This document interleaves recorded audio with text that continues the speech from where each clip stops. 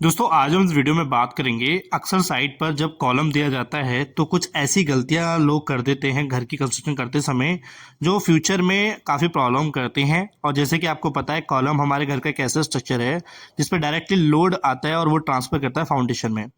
यहाँ मैं आपको इस वीडियो में एक कॉलम ऐसा दिखाऊंगा जो कि बहुत ही इम्प्रॉपर तरीके से बनाया गया है, चाहे वो उसकी कास्टिंग की गई है या उसमें रेनफोर्समेंट दी गई है। और एक ऐसा कॉलम दिखाऊंगा जिसमें मोस्टली सभी बातों को ध्यान में रख के बनाया गया है। तो दोनों चीज़ों को आप जब समझेंगे तो शायद आपको अच्छे से क्लियर हो जाएंगी चीज़ें। आप यहाँ देख लो, इम्प्रॉपर कास्टिंग की गई है कॉलम की, कोई सही तरीके से नहीं किया गया, ना ही स्टील दी गई है। देखो यहाँ पे गलती आप देखेंगे तो गलती है क्या। पहले मैं अगर बताऊँ तो कॉलम में जो स्टील दी गई है वो बहुत ही गलत तरीके से दी गई है। आप देखेंगे यहाँ पे लैपिंग देने का तरीका भी बहुत गलत है। आप कोई भी अच्छे से लैप नहीं कर रहा। आप देख रहे हैं ना, इसमें जो रिंग दी गई है यानी स्टीरअप जिसको बोलते हैं, वो हमें क्या होता है कि उसके जो हुक होते हैं यानी कि जो बैंड होता है उसको अल्टरनेट देना चाहिए। मतलब एक अगर इस फेस पे है तो दूसरा फेस पे हमेशा बराबर नहीं होना चाहिए, अलग फेस पे आना चाहिए। वो मैं आपको दिखाऊंगा कैसे दूसरे कॉलम में। और इसकी जो डिस्टेंस है वो भी ज़्यादा है।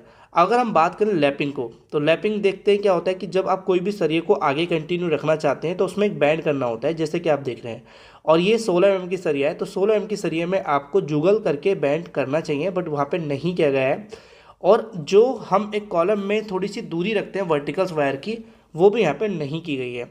और बॉटम यानी जो स्टार्टिंग से है वो भी वहाँ पे प्रॉपर सरिया नहीं प्रोवाइड, जिस वजह से आपके जो कॉलम है उसमें स्ट्रेंथ प्रॉपर नहीं आपको मिल पाएगी। तो ये कॉलम आपने देखा जिसमें गलतियाँ हैं। अभी मैं आपको बता देता हूँ वो कॉलम जिसमें गलती नहीं करनी है, साथ ही साथ कुछ एडिशनल पॉइंट भी मैं इसमें ऐड करके बताऊंगा ताकि आप उस कॉलम को अच्छे से बना पाएँ जो आप साइड पे देने वाले हैं।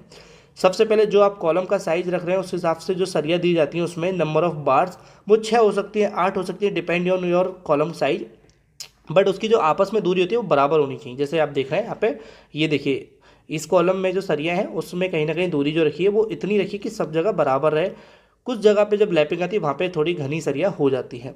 साथ ही यहाँ पे मैं आपको बता दूँ कि जब आप स्टीरअप देते हैं तो स्टीरअप में क्या होता है कि जो दूरी है वो, और साथ ही साथ जो हमारे हुक होते हैं यानी एंगल होते हैं, जिसमें आप हुक बोलते हैं, कुछ लोग इसको, कुछ लोग एंगल बोलते हैं, बट एंगल इसको स्टीरअप के हुक बोलते हैं।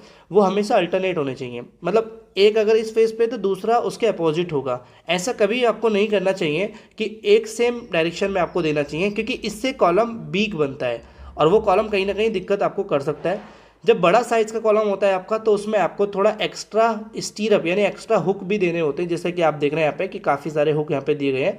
वो एक अलग रीज़न है क्योंकि यहाँ पे नंबर ऑफ स्टील यानी सरिया जो ज़्यादा है और साइज भी बड़ा है। आपने एक चीज़ देखी होगी लैपिंग का उस वाले कॉलम में, तो एक ही जगह पे लैपिंग थी दोनों सरिया में, बट ऐसा नहीं करना होता।